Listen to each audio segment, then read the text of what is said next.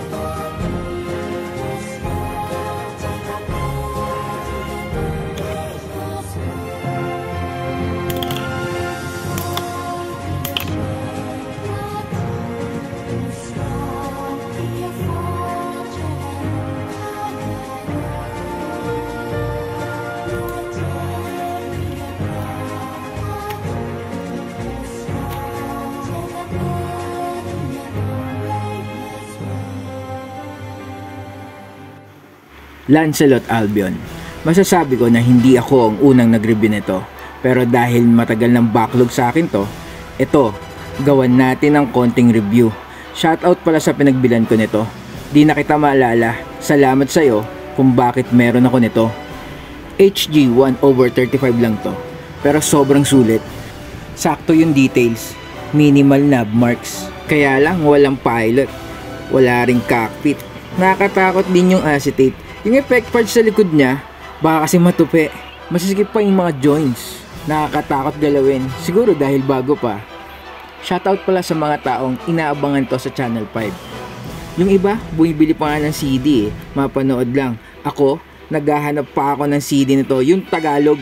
Para di na ako basa ng subtitle. Pero syempre, mas maganda pa rin ang Japanese version. Yun ang urig eh.